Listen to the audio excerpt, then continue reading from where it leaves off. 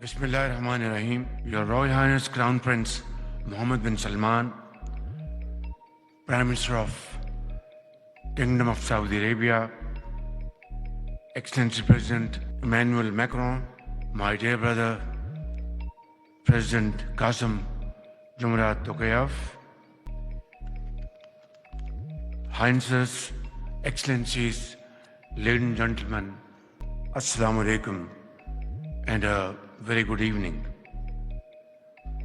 I would like to express my profound gratitude to the Kingdom of Saudi Arabia, France and Kazakhstan, as well as the World Bank for organizing this timely summit to deliberate upon one of humanity's most pressing challenges, water security. Excellencies, water is the lifeblood of our planet, a cornerstone of economic development, food security, and environmental sustainability. This life-sustaining resource, however, is coming under great pressure.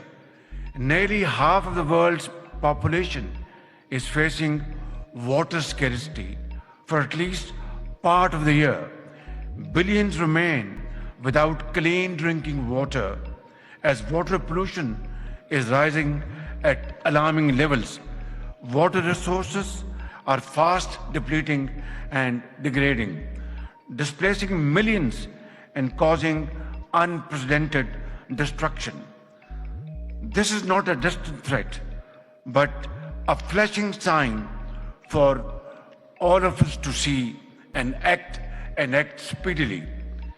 Ladies and gentlemen, Pakistan is no stranger to these challenges. Our rivers, glaciers, and aquifers are increasingly vulnerable to the impact of climate change and population growth. To this day, we are still grappling with the 2022 catastrophic floods that hit Pakistan like never before. Widespread damage to our water resources and irrigation sector, and on top of that, affecting millions of lives and livelihoods. At the same time, drought pose an equally potent threat to our country. Nearly 70% of our land consists of arid and semi-arid areas, and around 30% of our population is directly affected by drought-like conditions.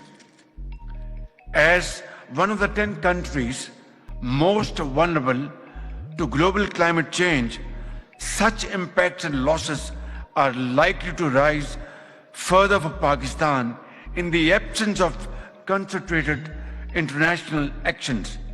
Excellencies, water transcends political boundaries, connecting nations and fostering shared ecosystem. Pakistan therefore attaches great importance to transboundary cooperation. The Indus Water Treaty, which governs the sharing of the Indus Basin's waters, is one example of such an arrangement. Yet, in recent years, the treaty has come under unprecedented stress due to a number of factors, including construction of upstream dams. Its effective functioning is key to maintaining regional peace, stability, and progress.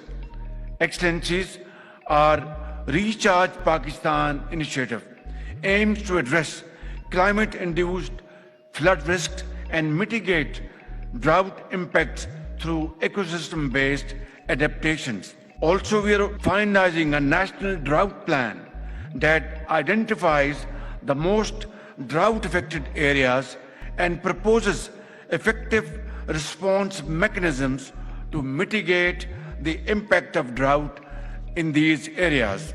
Ladies and gentlemen, at the global level, I would submit for your kind consideration a number of steps to overcome water-related challenges.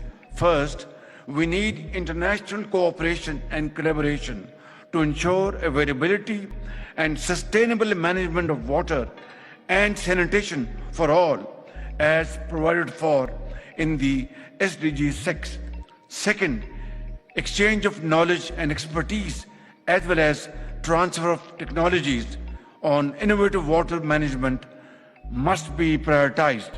Third, adequate funding for climate resilient infrastructure and overcoming financing gap remains critical for climate vulnerable countries. Fourth, we must also focus on framework for transparency, data sharing, and regional cooperation to avoid conflicts and promote water sharing. Fifth, we must invest in skills development, research, and institutional strengthening to tackle water challenges at national and global levels. Last but not the least, we require strong political will and global leadership to overcome the water crisis. In this regard, I would like to deeply appreciate and commend the visionary leadership and timely initiative of His Royal Highness Crown Prince Mohammed bin Salman to establish the Global Water Organization. We are proud to join this initiative as one of its founding members and look forward to providing all possible support in achieving its important goals. Ladies and gentlemen, as I conclude, I am reminded of the joyful scenes of children playing along the river canals that traverse my home city, Lahore in Pakistan, and the fisher folk and their boats along the river Ravi. These cherished memories serve as a poignant reminder of what is at stake. As leaders, policymakers, and custodians of the future, it is our duty to ensure that these rivers, lakes, and aquifers that have nourished civilizations for centuries must not be reduced to tales of the past. I thank you.